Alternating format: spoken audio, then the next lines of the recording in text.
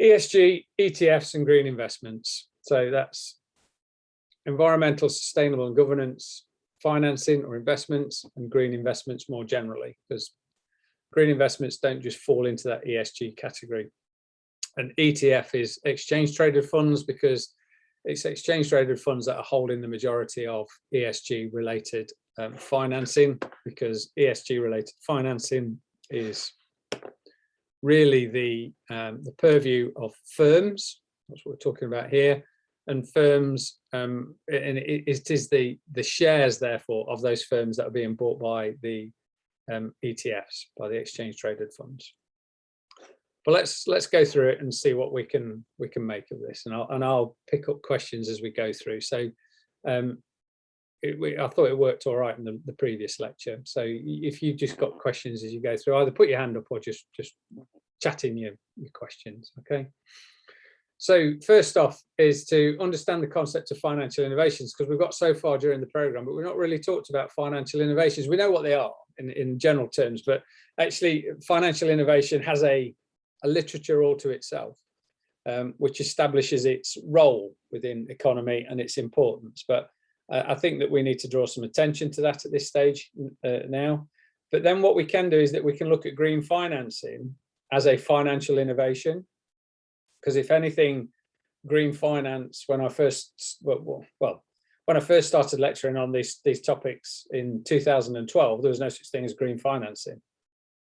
We knew all about we knew all about climate change, but there was no kind of like response to it as far as business and investment was concerned. And then over the last few years, the interest in ESG has escalated to the extent that the World Economic Forum's theme for the Davos meeting in January of 2021 was all about ESG and stakeholder capitalism. Prior to that is that we had a focus upon CSR, or corporate social responsibility, which is a similar, related, but is actually a different stream of interest. But we're now talking about ESG, which is at the sort of like the zenith of corporate CSR, I think. And I want to talk about a little bit more about the concepts of conjuncture, which we have done all the way through the lecture series, and I introduced you in the first lecture, this kind of like this bringing together in time and space of a unique set of events that creates a conjuncture which shapes what people do. Well, that shaping, those tools that are used and the way that people respond to the conjuncture is what can be referred to as bricolage. Bricolage in the French is more to do with the utilization of tools in an inappropriate kind of manner. And to an extent, that is true. So as an example, bricolage in its most literal sense might be to use a hammer, as an example, in order to drive in a screw. It works, it's purely functional, but the hammer was not designed to drive in a screw. The correct tool is a screwdriver. And that's an example of bricolage, and at its most literal sense. But what we are saying is here is that innovators can only use the tools that are available in order to be able to innovate, and they slightly change them as a consequence of that. They don't create new tools in order to be able to respond to the current conjuncture. They slightly imitate, alter, innovate within the frameworks that already exist, which might suggest that the tools are never really appropriate for the job, because they're not designed specifically for the job. Now, that might not be fully the case. I think you could argue that they are in the case of ESG, but I would leave you to make that argument should you wish to do that. Okay. So the point of this is to really understand green financing as a response to the current conjuncture, and then to talk about green financing as bricolage. I've just seen in the in the text that accompanies this is that when I say bricolage, it comes up as either bricolage or bricolage or something like that. So you'll know what it is when you see it, all right? But that's tickled me. So first off, let's start with having a look at the economist's response to climate change. And I'm referring to, despite all of the typos that are on that slide, I'm referring to papers that were published by Nordhaus in 2018 and Kahn et al. In 2021. Nordhaus paper is interesting because Nordhaus won the Nobel Prize for Economics in either 2018 or 2019. And this is what they say. A 3% rise in temperatures are estimated to impact a 0.25% of output. Unmeasurable impacts might raise this to at most 2%. The damage equation assumes that damages are 2.1% of output at 3% of warming and 8.5% at 6% of warming. So in other words, it's negligible. And if we go down to the latter one, an increase in the average global temperatures of 0.04%, which is what their model told them was likely to have per annum from 2020, gives you a 3.2% total rise by 2100, and that will reduce the world's real GDP per capita by 7.22%. In other words, it has no impact, or its impact is negligible. Now, of course, this is bullshit, because 6% increase in global temperatures, there won't be an economy. We'd all be dead. We would not be surviving in, well, there might be some select areas of the globe that might be habitable, but there ain't going to be many of them. I would argue that productive capacity is likely to diminish quite substantially. But this is the problem when you use models that tend towards an equilibrium in order to try and extrapolate and predict the future. And it's a good case in point of Keynes's argument is to say that extrapolating from the now into the future is a bit pointless when actually the future is unknowable and is unknown.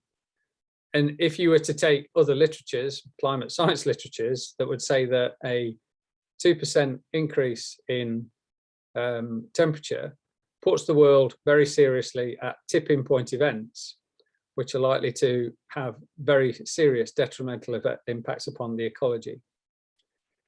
So from orthodox economics there's not much of a response in terms of climate change, or whatever it is nominal at best. Changing gears, what do financial innovations do, or why financial innovations? I mean, innovations provide lots of different things and tools that are useful, have utility. Initially, provide means of payment and storing wealth through things like ATMs, credit and debit cards, then phone apps on smartphones, and then cryptocurrencies, all of which are financial innovations. Encourage savings through the payments of additional interests, through mutual funds, ETFs, and so on and so forth. Channel savings towards productive investments, mortgage-backed securities, CDOs, yada, yada, yadas. However, there's less than an impressive track record about doing that, and we'll talk about that in more depth as we go through the lecture series. Allocates risk on the basis of those who are willing to bear it, derivatives being primary examples of that. And in effect, financial innovations make markets more efficient. Okay, simplistically put. However, not without their problems. There's relatively low patent protection on a technological advance, so you get rapid diffusion, which means everybody copies it really, really quickly. Creation leads to implementation, and then withdrawal, and then renewal, and so on and so on and so forth, which means that you get a homogenated innovative effect, which has less impact than a standout innovation, because it just gets replicated across the globe. And to give you an example of that in terms of the product cycle, is that we might suggest that the Volkswagen Golf was an innovation in cars, but now every car maker's got a Volkswagen Golf. Everybody wants the same kind of like model, which brings everything into a more homogenized state rather than it being truly innovative. In other words, innovation's overstated. Regulation is a problem because regulation always falls to the lowest common denominator, because you can only regulate what you've seen. You can't regulate what might happen.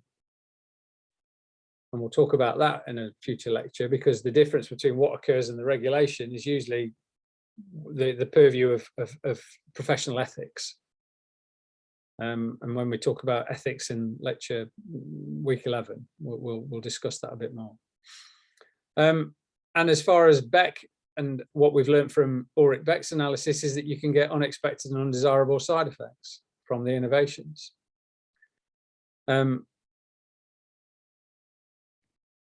and they might primarily become as a fact that the banks are shareholder driven, which means that investments are made on the short term, and may actually there may be detriments to other members of the market or the people who are participating in the market. Remember, investors seek the yields. Short-term yields and gains might have a detrimental impact to other people that are playing in the market. And other people might be consumers in terms of derivative pricing. It could be other firms in terms of equity markets. It could be on defaulting on loans as a demand for additional margins and margin calls from investors and from lenders. So one of the things that Beck shows us is that there can be a detrimental impact to the innovations, and finance is just another innovation as far as Beck is concerned. And these are detriment to marketing efficiencies. So you have a Beckian tension between market efficiency and inefficiencies, which are as a consequence of innovations that occur in the market. And now this brings us on to a different way of looking at innovations more generally, or financial innovations. And this is taken from a paper by from University of Manchester, actually, and from colleagues of mine. Or Edward Engelen is not a colleague of mine. He's in Holland. I think he's at the University in Utrecht. But other commentators, Julie Froud, Ismail Erturk, are certainly within the university and are pioneers in this particular area. And then others, Adam Lever, who was professor at this university in financial innovation, or banking and financial innovation. I think he's now a professor at University of Sheffield. So it's very much sort of like the university or the business school has had a very strong presence in this particular form of research since probably 2000, 2005. And I'm using their frames or their terminologies here because I think that they explain the notion of innovation, or put innovation into a more meaningful context. And the paper was written after a reconsideration of the financial innovations as a consequence of global financial crisis, which, as I've said, we will cover to subsequent lectures. Their analysis is at three levels: frame, conjuncture, bricolage, which corresponds to different economic levels of analysis: macro, meso, and micro, if you like. The macro context is frame, deals with the financial world, in which funds are plentiful, capital's mobile, trading can be easily extended, and there's a perpetual search for the next new thing. Okay, so understanding the macro pressures allows us to shape what the frame is, which may well then impact upon the conjuncture. And I think it's fair to say to date is that I've actually conflated the conjuncture with the frame in order to just talk about conjuncture, and I've got no problem that if you were to do that as well. Sometimes I do wonder whether or not the frame adds anything new to it, but certainly at the conjunctural level, the bringing together of a unique set of dynamics in time and space in the economic foreground that we need to deal with is very interesting and important. If you like, the macro event is in the background, the conjuncture really exists in the foreground. But what's interesting here is that following other people's work, and in particular people like Hyman Minsky, again, we'll talk about him in a subsequent lecture, is that the innovations in the conjunctural creates a space that is distinct, but is also unstable, no matter if it looks stable at the time. Remembering, of course, is that if your models of economy suggest that things tend towards equilibrium, is that you see things through that lens, and periods of low activity might indicate that the world is becoming stable, tending towards equilibrium. Or in other models, particularly Minsky's models, it's the lull before the storm. So this idea about conjuncture is that they're unstable, and the instabilities can be created and brought about through activities, through the innovations that people bring about, which is bricolage. Describes the outcomes and the actions of individual innovators and innovations. So the innovations and the things that they bring to bear. And as I said in this earlier lecture today, is that every generation brings along a new set of bricoleurs and a new set of bricolage, which would, in theory, at least, deal with the weaknesses in the earlier ones.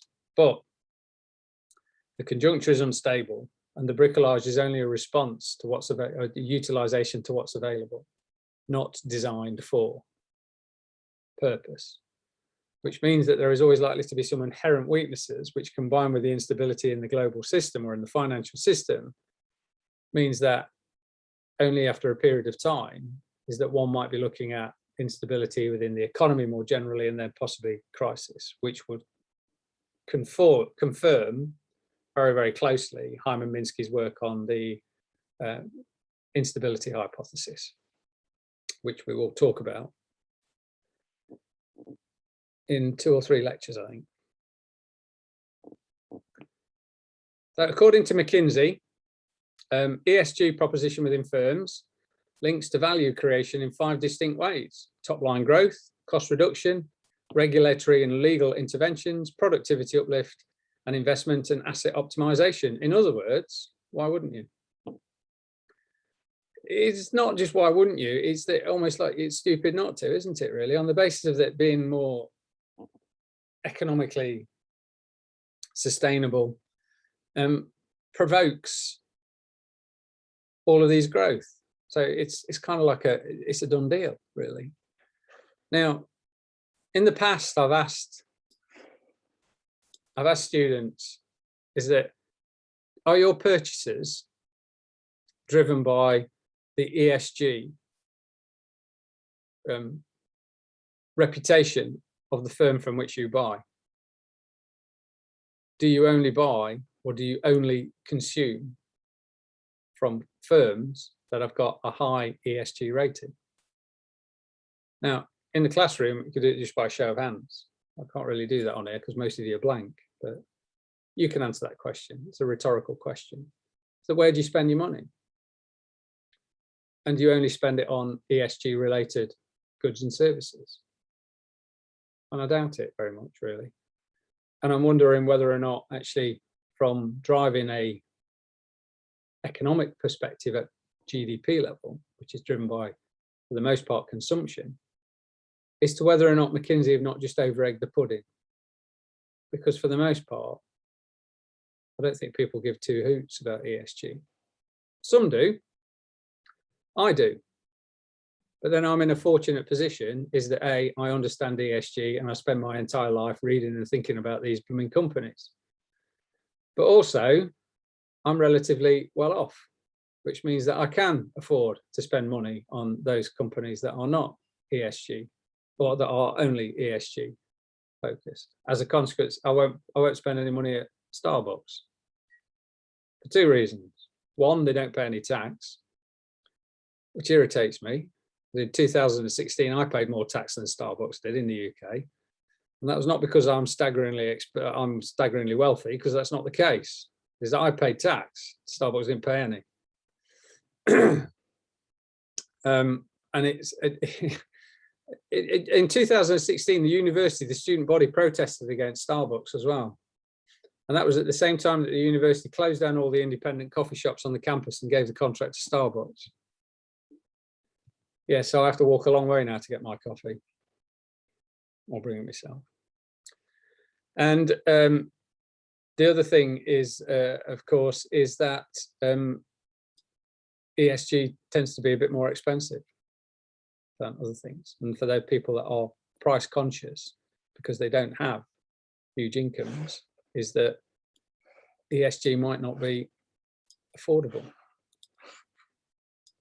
So there are issues with the claims, but nevertheless, is that now pretty much a firm will produce its financial reports, its quarterly earnings reports, but will probably also include a ESG report as well, which is usually separate to the financial report. And if it isn't, there will be somewhere that's embedded within it, there will be some detail about their ESG activities and claims. And we'll explore those in a little minute.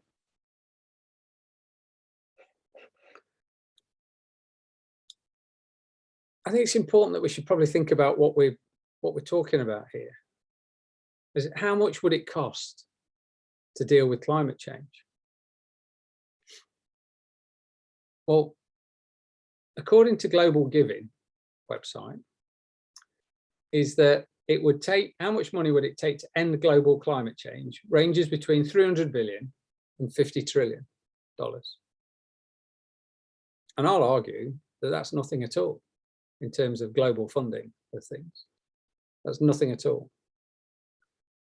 Now, this raises interesting questions for us, doesn't it? Because the ESG thing is so important, climate change is so important. We've just had the COP26 meeting as well, COP26 meeting at all, which seems to have arrived at precisely zero. And yet, I wonder whether or not it's the narratives of the economists that actually means that, well, there's no need to worry because we can live within the bounds of what's reasonable here. And that's a challenge as well, because at the end of the day, is that the technology is readily available to resolve climate change. We know what the technology is. It's an engineering issue if it's not completely functional, but that can be resolved. But by and large, we know about renewable energies. We've got electric cars. We know about all these other sorts of things and so on and so forth. It's not a challenge. So it must be the money then. Well, the money is going to cost us between 300 billion and 50 trillion over the next 2 decades. And I'll argue that it's not a problem with the money either. So let's see how I arrive at my conclusions on that basis.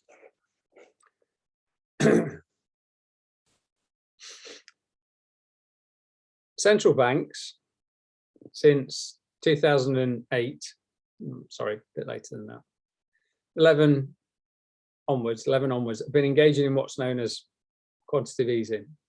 And quantitative easing is referred to as money printing. It's not money printing in actual fact, it's providing liquidity into markets. But if you look at the size of the growth of the balance sheets of the central banks, you can see how much money has been financed into the economy more generally. And the difference is shown on this graph here in terms of percentage of GDP, is that there's been a 10% increase relative to GDP in the size of balance sheets, which corresponds to the amount of money that's been pushed into the economy as well. Yeah, so if it's 10% therefore of GDP, then we're looking at something in the region of around about 10 trillion or 8.5 trillion in the last decade or so. Now, estimates for GDP are somewhere between 300 billion and 50 trillion. Well, we've done 10 trillion, so we're nearly there already. Let's carry on. The Bank of England, its pandemic response has been to buy bonds or issue bonds, quantitative easing, buy and issuing bonds, and we'll talk about the mechanics of quantitative easing. And I've seen that some of you have already been and looked at the paper on quantitative easing on the reading list, which is interesting because I always get a hardcore of people that are very interested in central banks and government financing.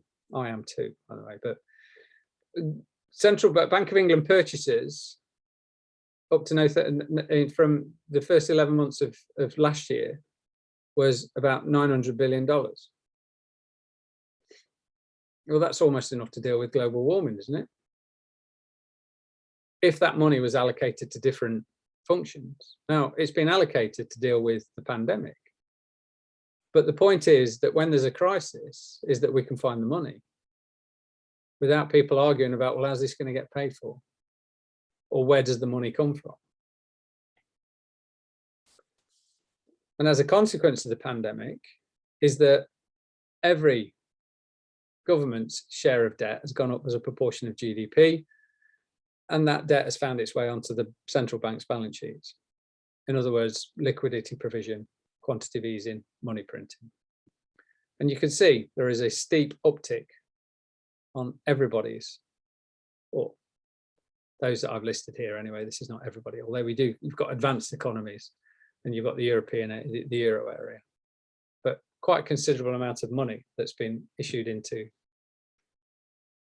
our economies, approximately 8-9 trillion so far. But we look back historically. This is US public debt to GDP from 1900 to 2021. And you can see the spike at the beginning there from, the spike at the end there I'd help if I probably just annotated this. Here. And the uptick from 2008 onwards to 2021. But in the grand scheme of things, perhaps we ought to be looking here. And this is the period of public debt at the time of the Second World War, when the integrity of the United States was threatened. We found the money, or that governments found the money.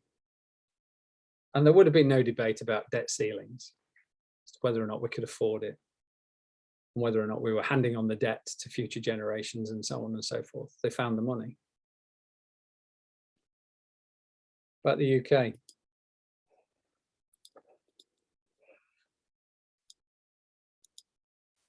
What is even more pronounced in the UK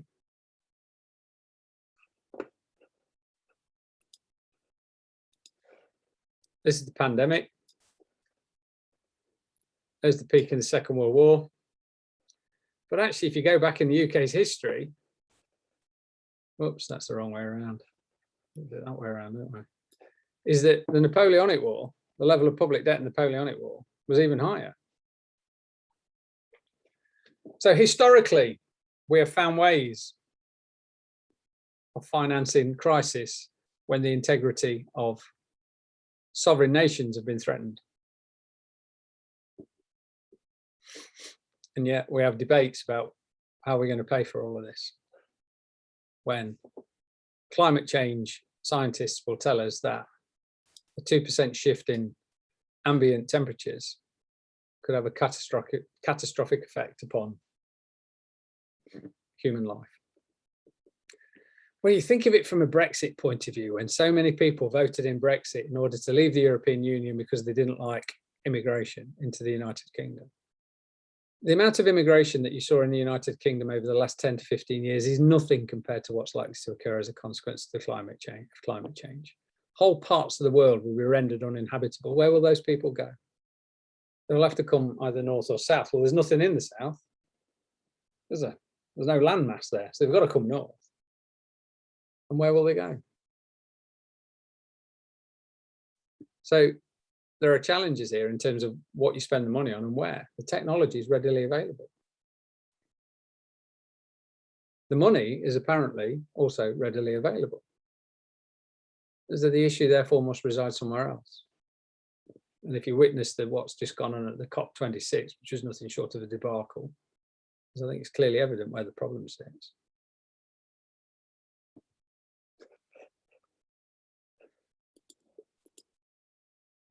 So, as a consequence of global warming and criticisms of shareholder value maximization principles, the United Nations introduced introduced the idea of the need for socially responsible business and published 17 sustainable development goals in order to be able to transform our world. Out of which number 13 is climate action. You might well reorder these now. At the time, this was what was published. And in August 2019 is the Business Roundtable in the United States. A number of senior and large tier 1 corporations signed up to the basic ideas of the Business Roundtable, of sustainable investment. What did he call it? Socially responsible business.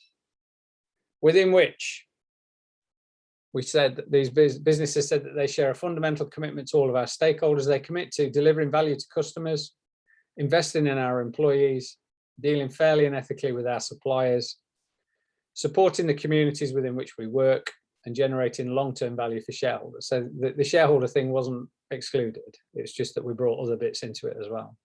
Each of our stakeholders is essential, they said. We commit to deliver value to all of them for the future success of our companies, our communities, and our country.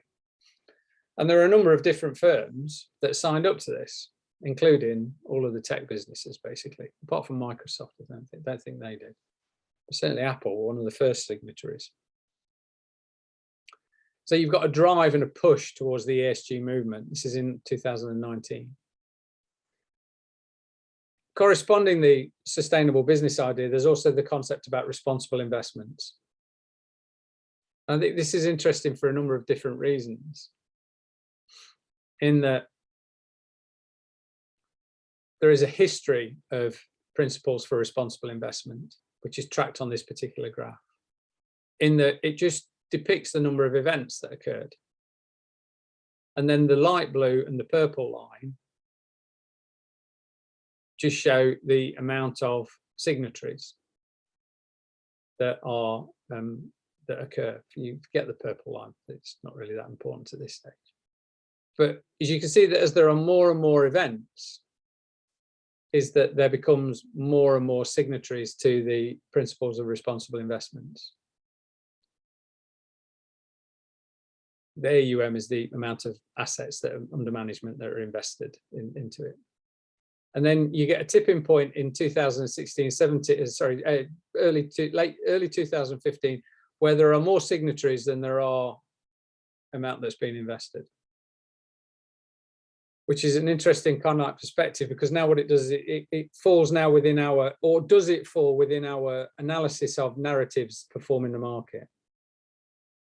Is that the importance of the ESG and sustainable principles of responsible investment drives people to align themselves with principles of responsible investment, because it's the beauty parade, it's the new beauty parade. And as a consequence of that is that firms are, or sorry, individuals are now allocating assets for responsible investment. How much have we got here at the moment? At 57 trillion. Well, that'll deal with climate change. And that was in 2015. We've cracked it then, sold it. Apparently not. But I think it's interesting to look at the correspondence between the events, which drives the notion of the beauty parade, and then along comes the financing, which drives the beauty parade, or the principle, or the investment, so that you end up with approximately just short of $60 trillion under management aimed at responsible investment, which is a great thing.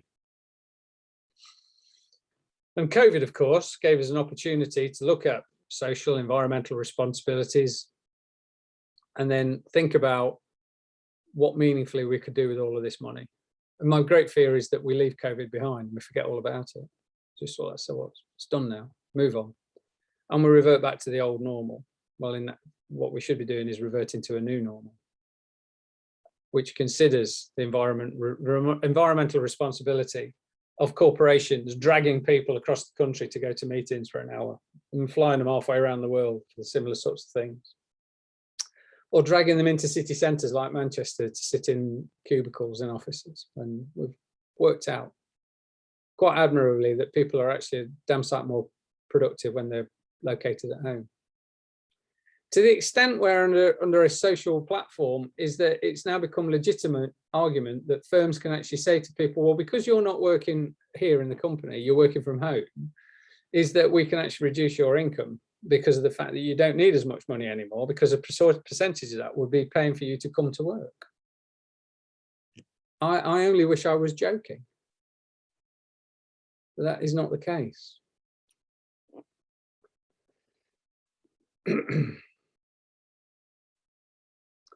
And COVID-19 was an unmissable chance to put people on the planet first. And is it doing so? The technology is available. The money is available. Where does the issue lie?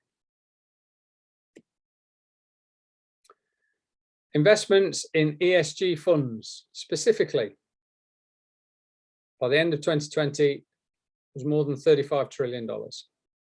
This is ESG funds are different to responsible investments.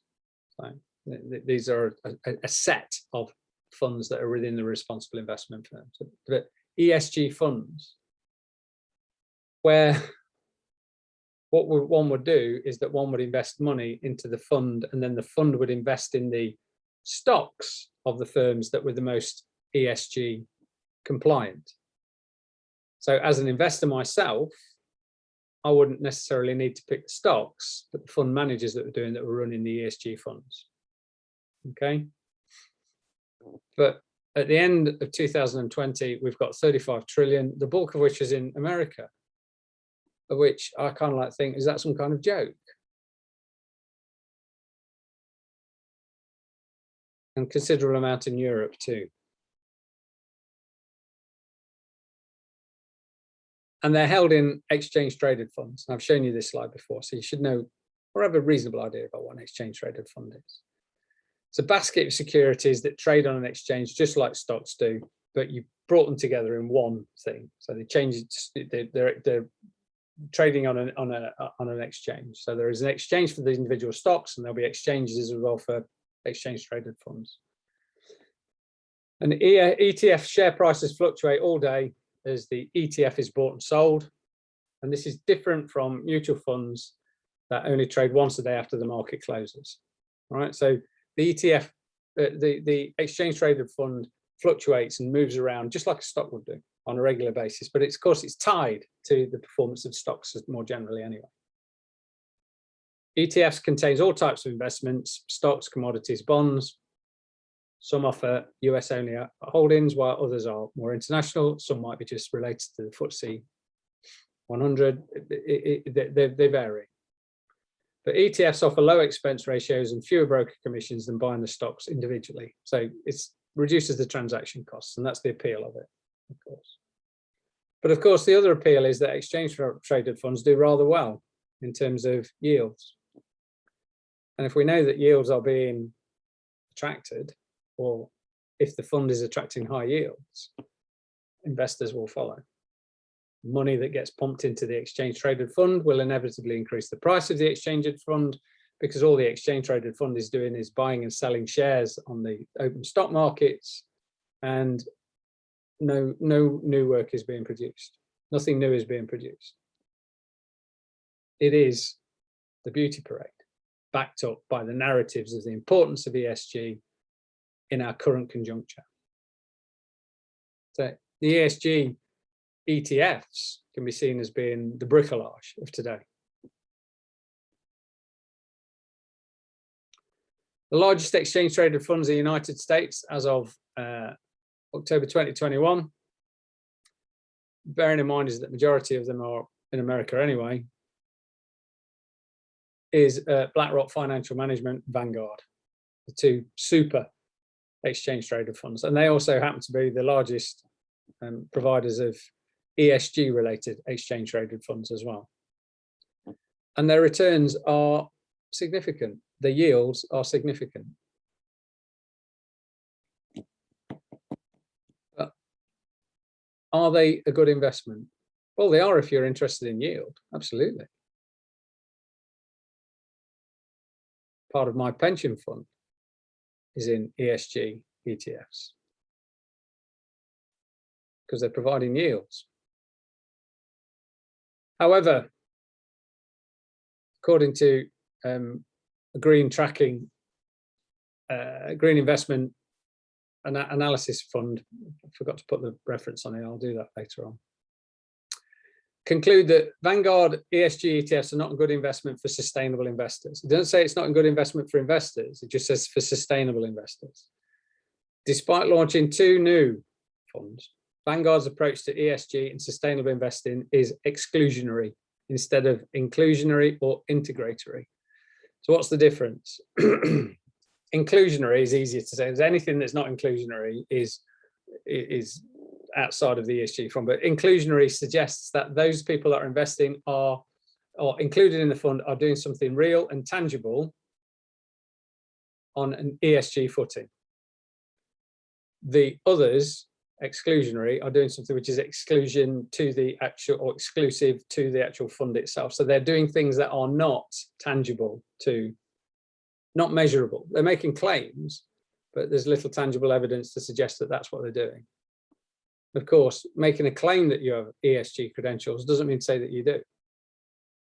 As an example, you could be a oil or gas company that is investing in renewable energy, but the amount of money that you're investing in renewable energy might be small compared to the amount of money that you're investing in coal-based or carbon-based forms of energy.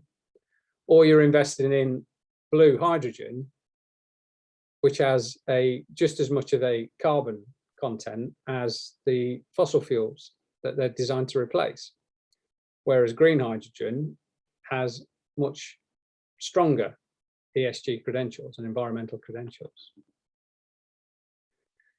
In other words, the strategy does not promote companies that are making a difference and doesn't really improve the ESG performance of the fund. The Vanguard ESG International Stock is the most sustainable ETF amongst the Vanguard exchange traded funds, but its sustainable performance is limited. Has no green funds. Vanguard have no green funds, which are investments which are used specifically for green purposes. And it follows a strategy that omits companies that don't meet the ESG criteria. In other words, if you don't meet you could be doing great work, but you don't get included because you're not claiming to be ESG. And it has no clean energy funds either, or green clean energy funds. 90% of its assets in its energy funds are allocated to oil and gas. So if you are investing in an ESG fund and you are an investor, what are you investing in? If you're a sustainable investor, you wouldn't invest in this fund at all. But if you're just an investor, you're investing in narratives, performances, and yields.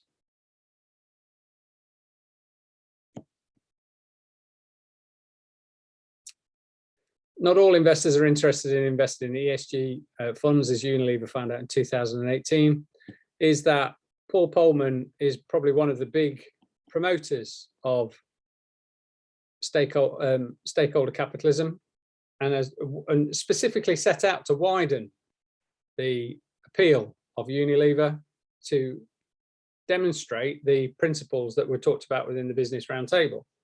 And they genuinely did this, and I take my hat off to them.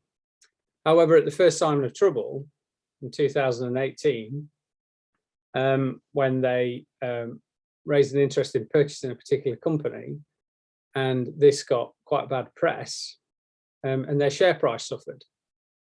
And they very quickly reneged upon their sustainability principles and went for their financial principles and bought back their own shares. And it was the first time that Unilever had issued a share buyback in a number of years, which is a shame, because you kind of like think that could they not have ridden that out, but shareholder pressure and everything determined that that wasn't the case. I think Polman was forced to resign as well, or I don't know whether he resigned or whether he fell on his sword and he walked, but he's certainly not the chairman, the chief executive anymore. And this is just something that I did, which was a few years back, 2018 now, which relates to corporate social responsibility. And what I did is I just took the 5 biggest companies at the time, and I just did a very quick comparative analysis by going through all of their reports, on their finance reports, and also their CSR reports. CSR, corporate social responsibility, ESG, it's the same thing, it's just been called something different. And there's some interesting anomalies that pop up. And 3 of these firms are actually signatories to the sustainable investment or the sustainable finance or sustainable business, responsible business platform as well: Walmart, ExxonMobil, and Apple.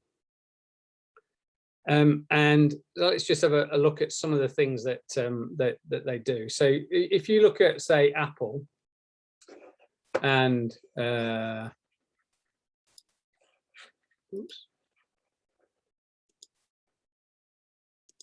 so Apple's CSR spend is $0. Now, Apple produce a very glossy CSR ESG document of many pages, which outlines their ESG capabilities and so on and so forth. but with no money that's attributed to it at all. There's hardly a figure in the thing at all. And so you'd have to conclude that if they were spending a lot of money, I'm sure they'd talk about it. But because there's not a figure in there, well, the conclusion that you'd have to draw from that zero has been spent. I'm sure that zero hasn't been spent, but it's negligible. In comparison to, say, the $13.8 million a year that Apple spend on lobbying, or the stock buybacks that Apple have spent in 2017, 18 and 19. What is that? 120, 180, 190 billion dollars in 3 years. So zero on CSR, 190 billion on buying your own stock back. Or this is an interesting one. ExxonMobil spent 204 million in 2018, which is 2019, which is great, but it's 0.1% of their total revenue. And if you go down here and you look at their tax paid, in 2019, ExxonMobil on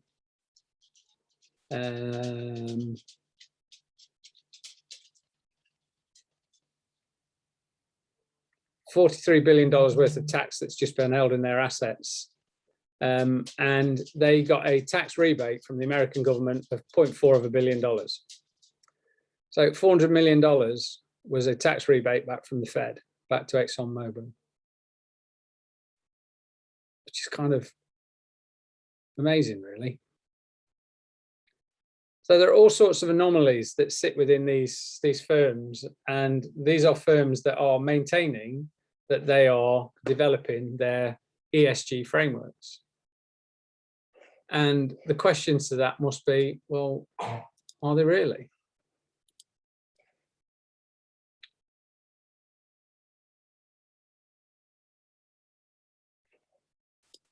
And I agree with you, Lynn.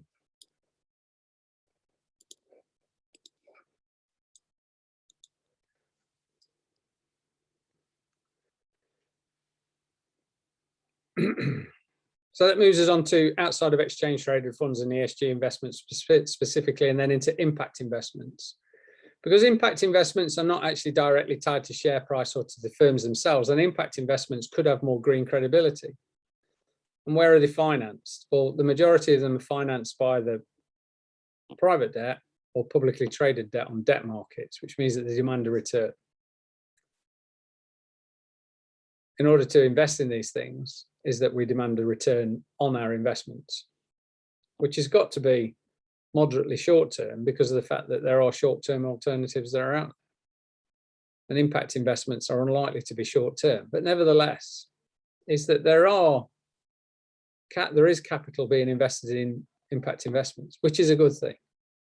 However, according to the Global Impact Investing Network, in their survey of 2020, clear evidence of returns, self-reported, but no evidence of the actual investment or its outcomes.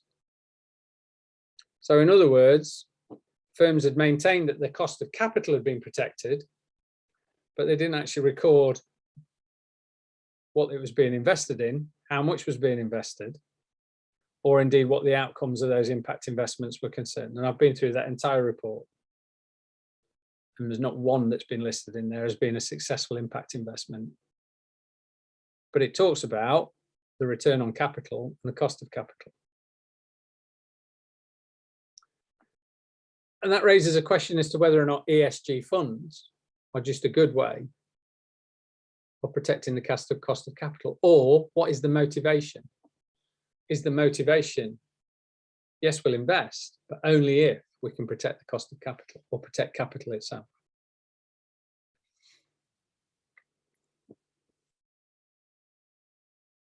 Green bonds. Now, a green bond is a specific bond that is launched upon the market, whereby it creates a pool of funds that will be used to invest in green issues. So it could be financing impact investments, or it could be financing specific green works. Okay. And where are they being issued? In European countries, well, Sweden, the Netherlands, Finland are the big ones. But by and large, everybody's issuing green bonds. But the intranational, the supranational financial bodies like the World Bank are also very big issuers of green bonds, which means that there is a number of bonds that are being sold on the finance markets in order to actually create capital wherever it comes from that is being utilized, or has been determined to be utilized for green improvements. So value of green bonds in millions of US dollars is that we've got $14,000 million, which is what, $14 billion that come out of just Sweden alone. And if you aggregate all of these up, we're probably looking at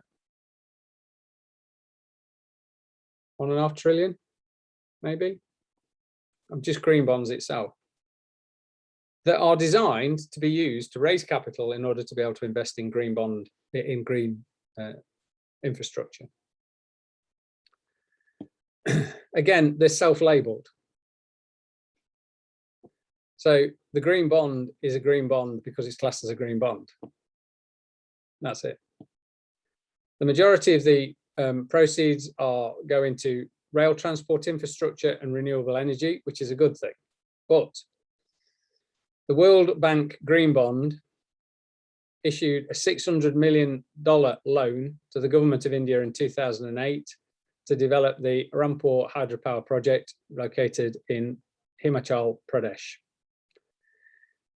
It took no account of the local population. It took no account of the environmental issues that it created. In other words, it was a Beckian disaster, as it created more problems than it resolved.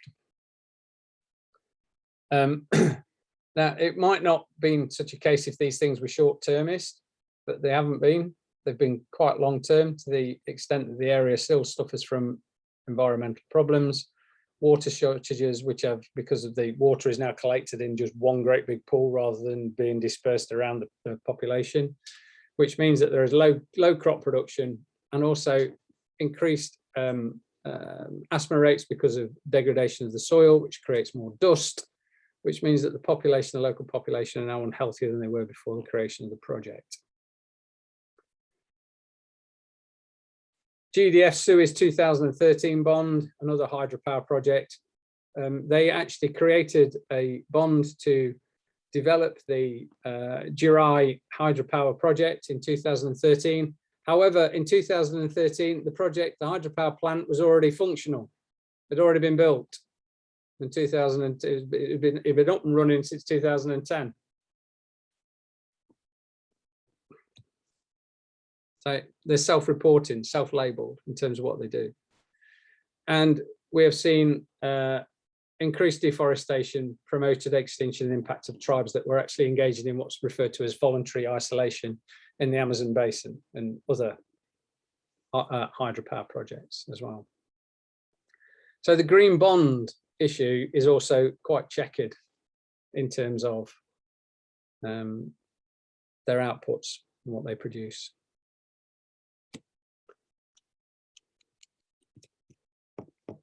This was an article in the Financial Times, October the 18th this year, which says investor skepticism on ESG points to a maturing market. We've only been dealing with ESG for a couple of years anyways. It just showed you 2019, it was called CSR. The ESG market has developed since 2019 to 2021, and it's now maturing, apparently. And one of the reasons they give for this is because of the phenomenon known as greenwashing. And greenwashing is the attempt to paint projects and investments and firm behavior as being a green phenomenon or compliant with sustainable responsibility and responsible investments. And it gives an example of DWS, Deutsche Asset Management. In November 2020, the head of their ESG made the board aware that only a small percentage of their investments were actually ESG related. On the 11th of March, the following year, less than 5 months later on, they were fired. On the 12th of March, they released their annual report, which claimed nearly 500 billion or 450 billion, nearly $500 billion worth of had ESG related credentials. So that's nearly 50% of their assets under management were actually effectively ESG, regardless of the fact that the whistleblower beforehand had said that none of these got, or only a small percentage were actually really ESG related. And DWS said, DWS will continue to remain a steadfast proponent of ESG investing as part of its fiduciary role on behalf of its clients. In other words, protecting its capital for its clients. And that's just an example of greenwashing. There are a number of others that go on. I think, let me just take a time out as to say that I don't think every company is the same here. There will be some good examples of responsible investment, sustainable investment. Unilever was one of them before 2018. However, they tend not to be those that have got shareholder capital. They tend to be smaller businesses. They tend to be more localized businesses. They tend to focus on making great products or providing great services. And whilst there are more of them, they tend to be the smaller end of the business. Or the smaller end of the business spectrum. But where will you work and what do you want to do when you leave university? Where do you want to spend your time and doing what? And it's just something that's worth thinking about.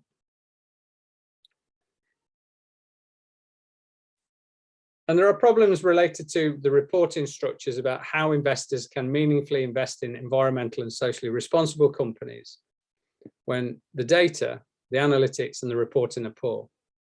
It's a bit like the branding issue that I talked about earlier on. You know, so is that who values the brand? Well, brand rating agencies. Who says that firms are ESG? Well, ESG rating agencies, and they get paid for the ratings that they create. And the first one that's here, this is actually from BlackRock's own reports, and they're one of the culprits because they hold the biggest amount of exchange traded funds. And it says right at the very, very top, poor quality and availability of ESG data and analytics. 53% of all respondents on a global basis said that this was problematic. So on that basis, therefore, where do you put your money? Well, if you're a sustainable investor, you might look for different ways of investing. If you're an investor, you'll go for yield. Sorry, is it AMBS over there on the right side? Is it what? Is it AMBS or is it? I can't see it properly. Oh, is it too small? It's AMR5 actually, which is the Americas. Yeah. So you've got global, you've got emerging markets, you've got advanced markets, I think, and then you've got the Americas that are end of it. It's just different regional groupings. That's what they are, but it's the global one that I was more interested in. And technology has got, or has developed for itself, a whole plethora of claims about its technological prowess or its green prowess. But I'm basing this upon the inclusion of tech funds in ESG related ETFs, exchange traded funds. Yeah. And you remember that I showed you the graph that said that the big tech businesses are responsible for about 50% of all shift in the growth in the stock markets. Well, one of the reasons for that is because the tech firms are able to claim green credentials because they don't produce hard stuff, do they? Which has waste or an industrial waste or anything along those lines. It's office spaces. When you look at pictures of Cupertino Way and Alphabet and all of the sort of like the bouncy things and pool tables and all the rest of it, fantastic place to work, and they pay quite a considerable amount of money as well. But global data centers account for 1% of all global energy use. They're incredibly resource hungry. You know, I told you earlier on that Bitcoin creates or uses as much energy as Australia. Well, I was wrong. Is that Bitcoin uses as much energy as Argentina now. Its energy utilization has grown exponentially. And do you know the amount of transactions that Bitcoin produces? It can produce 3 transactions a minute. It's not very effective at actually dealing with transactions either. So as a form of money, its utility is pretty low, and it's resource and energy intensive. Google consumes 2.4 terawatt hours of electricity per year, which is the equivalent to Sri Lanka and Zambia, not combined, either Sri Lanka or Zambia, which is a ginormous amount of energy. Now, Google will say that we use renewable energies, but as we're well aware is that renewable energy firms don't necessarily source all of their energy from new renewable sources. Yes, Vlad. But sir, Argentina is smaller than Australia. In terms of what? Energy production or GDP? In terms of size. It probably is, but it's more. There's more people there, isn't there? I think. Okay. I believe it's more energy. I think there's a high utilization of energy in Argentina than there is in Australia. Because Australia, there are big population centres. I'll grant you that. It's a very big country, but the majority of it, the middle of it, there's fuck all there, apart from kangaroos. Okay. I once did a trip to Australia, and we went very close to the bush. And if you've ever flown over Australia from, say, Alice Springs down to Melbourne or Adelaide or something like that, there's a whole heap of nothing in the middle of it. It's staggering how big, but also how empty it is. But my understanding, I might be wrong. You could prove me wrong on this one, Vlad, if you wanted to do the work, and I would bow to your superior knowledge, because I have just accepted a claim by another commentator that Argentina is more resource hungry than Australia. That might not be the case, but we get the picture. It's Bitcoin is using as much energy as a small to medium-sized country. Is that fair enough? We'll leave it at that. But Google is consuming as much electricity as the equivalent to Sri Lanka, which may well be more than Bitcoin. I don't know, but let's just amalgamate cryptocurrencies with technology and ask ourselves how much energy are these firms all using. But the largest representative sector in ESG financing is tech stocks. Google, or Alphabet, is represented in all 20 of the largest funds. And yet, some time back, is that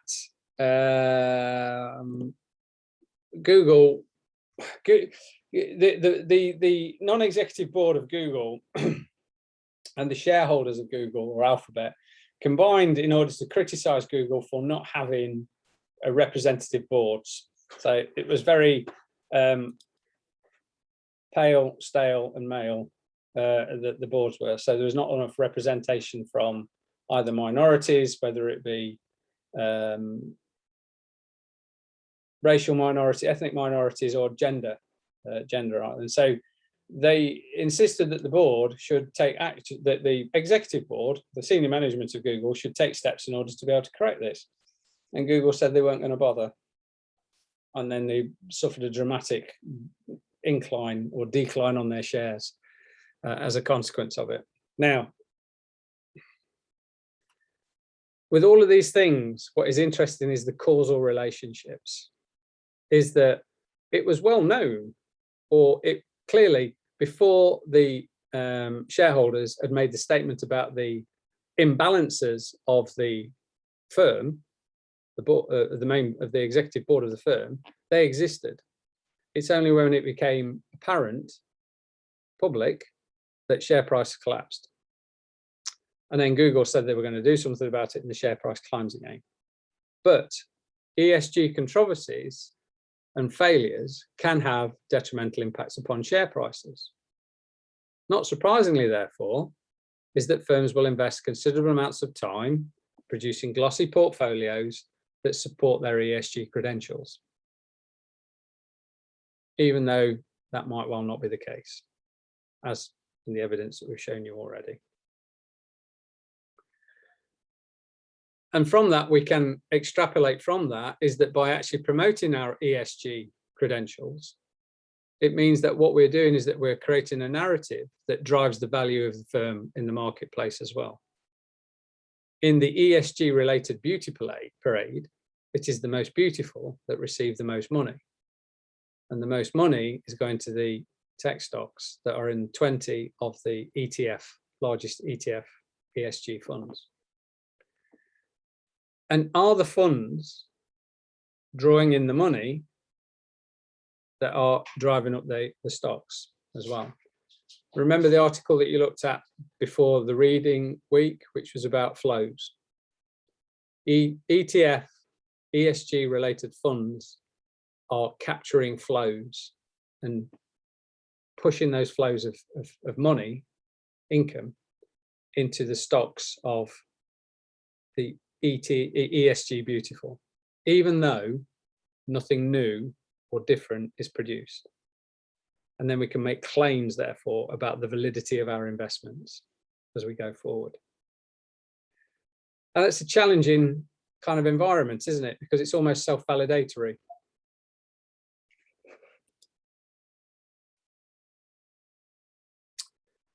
The claim that ESG investing increases expected returns is counterintuitive, has to be. Can a constrained optimum match an unconstrained one? As most of the time, the constraint will create a cost. So despite McKinsey's claims, is that if you put constraints upon the firm in order to be able to operate and to produce its revenues and its profits accordingly, is that likely to be the same, or is it going to be an impediment to the firm if it was unconstrained? Now, from a business perspective, is that businesses complain all the time about red tape, bureaucracy, and unfair regulation. What's ESG? It's a constraint upon the activities of the firm. And there's a quote here. It says the CREF social choice account returned, which is an exchange traded fund, returned 13.88% for its year 2017, compared with 14.34% return of its composite benchmark because of its ESG criteria. The account did not invest in a number of stocks and bonds. The net effect was that the account underperformed its benchmark. In other words, no, it doesn't. If it's constrained, it underperforms the market when looked at purely in economic terms.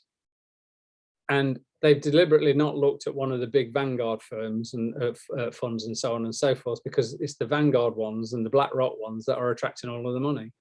But when you actually look at one of the smaller ones that's not got the kind of like narrative appeal, is that the evidence might well be, not conclusively, but might well be that they don't outperform benchmarks.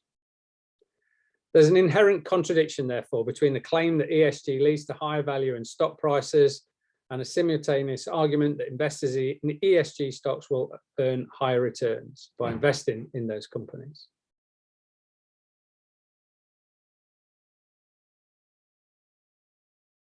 And the contradiction is that investing in those companies drives the higher returns.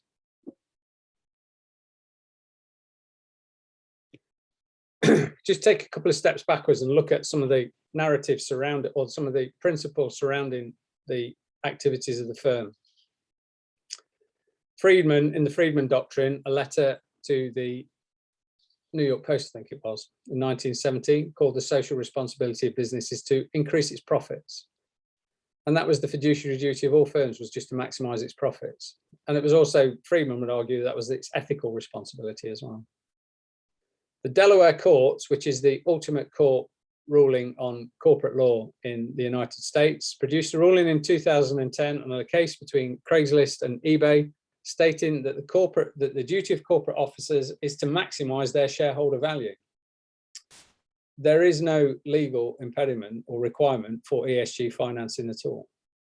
Because in 2010, the Delaware courts said that the act of the senior officers is in order to maximize shareholder profits or shareholder values. It is literally malfeasance for a corporation not to do everything it legally can do to maximize its profits, said Senator Al Franken, a Republican, in July 2010 after the Delaware courts. It's worth pointing out that Mr. Franken is a very wealthy individual with huge stock holdings. As corporations developed and grew, a central principle of corporate law emerged. The sole duty of a corporation's officers is to maximize shareholder wealth. As time passed, calls rose for corporations to be more socially responsible. Nonetheless, the principle that a corporate officer's overriding duty is to maximize shareholder wealth remains intact. Today, this appears to be the dominating goal of corporations in a free market society, and that was written in the Law Review in 2021. So even though we have seen a growth in ESG funds, sustainable investing, and so on and so forth, from a firm perspective, is that the law is clear, that it is the responsibility in order to develop shareholder value. And a tension, therefore, will always exist between the requirements of the firm, ESG, whatever, and its legal responsibilities. Where do firms pay for their ESG activities? Well, they can either incur them as a cost, which means that they'll actually get listed on their income statements, which means that they'll be clear and apparent, won't they? We'll all be able to see them. We can make comparisons then. And then it will be easy to be able to judge which firm was a ESG related firm, because you could just make a ratio between their income and the amount that they spent, same as we would do on any other kind of cost-based ratio. But we don't do that. They don't do that, because it, by and large, is that ESG gets financed out of free cash flow. Free cash flow is the cash that a company generates after taking into consideration cash outflows that support its operations and maintain its capital assets. In other words, free cash flow is the cash left over after the company pays its operating expenses and its capital expenditures. In other words, its interest payments on its loans. And it's used for payments of dividends, buying its own shares back, paying down its debt, funding investment, or for acquisitions. 4 out of those 5 will develop its shareholder maximization, or shareholder maximization drivers, because they impact upon share price or the wealth of the rentiers that own the company. In other words, the shareholders, out of which a considerable proportion of the shareholders are the senior management of the firm as well, who are obeying the law. So it is highly unlikely that they're going to use the free cash flow to invest in ESG. But if you read the reports, every firm will make a claim pertaining to its ESG credibilities.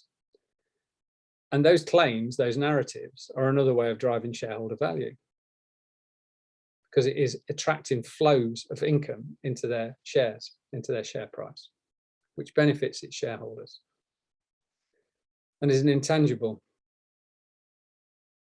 not likely to be listed anywhere. There's a lot of questions that I'll come back to, and raised hands as well, because I'm nearly done here, Vlad. Remember your question. And what's interesting is that after a lull, 2020, and declining onwards and onwards, is that US share buybacks have rebounded after the pandemic. During the pandemic, under the CARES Act, is that no US firms were allowed to take government money and buy back its own shares. But as I said, the pandemic's finished now. It's endemic, it's not pandemic anymore, which means that firms have been able to utilize cash flows in order to buy back their own shares. And those firms that are more able to buy back their own shares, the ones that have done very well out of the tech firm, out of the pandemic. Pharmaceuticals, tech businesses, and banks. 30% of all share buybacks are from big tech: Apple, Oracle, Alphabet, Microsoft, and Facebook. 30% of all share buybacks, however, only 15% of profits come from those companies, which would indicate that they are either extraordinarily overvalued or that they are good value as far as investors are concerned.